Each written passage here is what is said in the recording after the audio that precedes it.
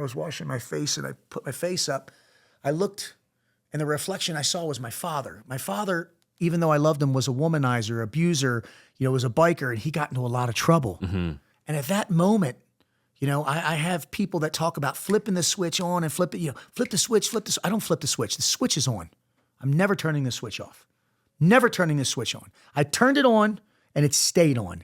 And I said, enough.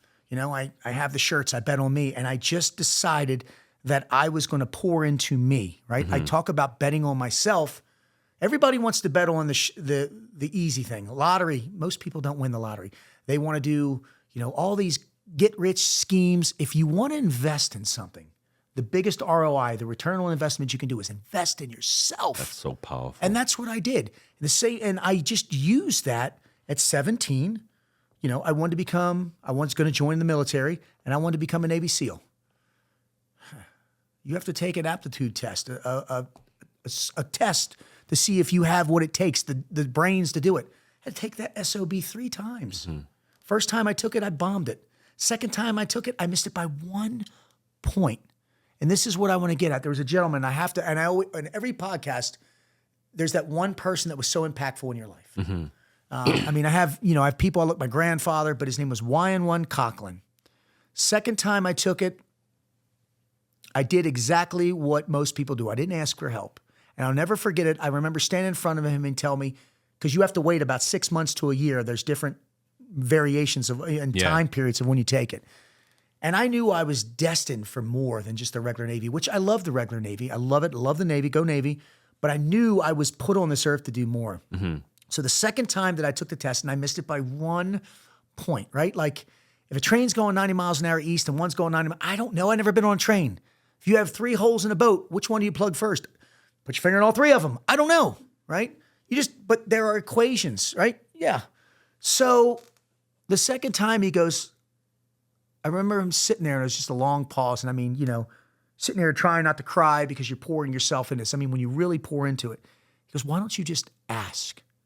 Like ask for what? For help. And I was like, I don't know how. He goes, well, you just did. So he helped me. I started taking courses. I was training my ass off, running in. I wasn't drinking. I wasn't chasing ass.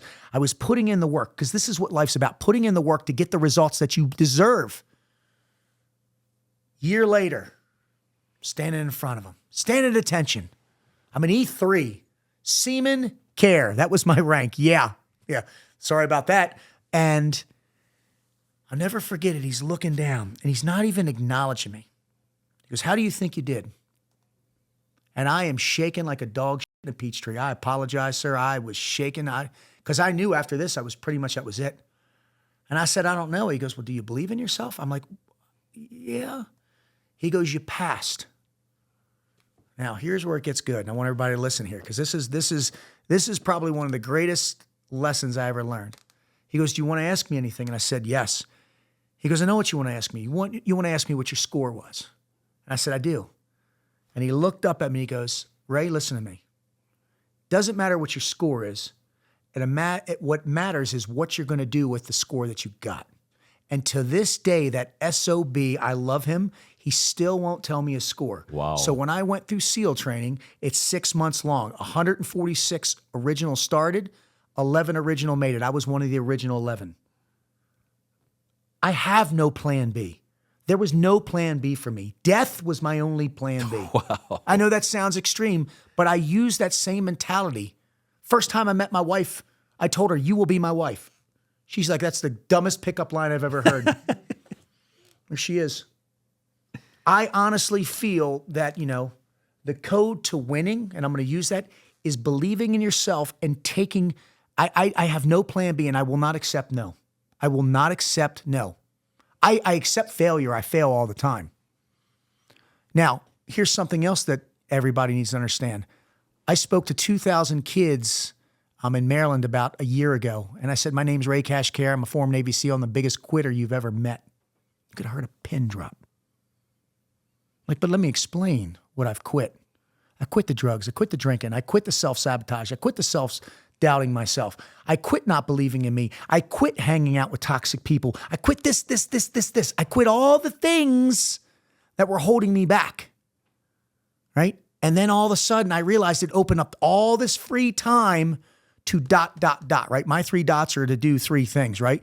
And I just started growing and growing and growing. Dumb Irish kid from Baltimore. I can walk into the rooms and talk to the best of them. And they're like, how did you do it? Well, I just quit all the BS in my life. I'm the biggest quitter you ever met, but I won't quit on myself. I won't quit on my wife. And believe me, man, being married to me, she's tougher than me. I mean, we should have been divorced 25 times, but I control my destiny. I know what I want, but more importantly, I know what I need. And that's what people need to understand, the wants versus the need. Everybody wants, if you ask somebody of it, what do you want to be? I want to be a millionaire. Well, what are you willing to do to get there? Anything. That's so powerful. Anything, as long as it falls within, I'm a Christian. I got to have moral value. There's things that have to happen to me, but I'm ruthless and I'm relentless. I can see. I will not stop, and I feel that society and technology and phones and all these comforts that America has, and I love America, cripple people from doing that. Like when I was a young kid, I was telling my wife this, when I was a young kid, I would jump on my bicycle and I would pedal 14 miles to the next town to go see her.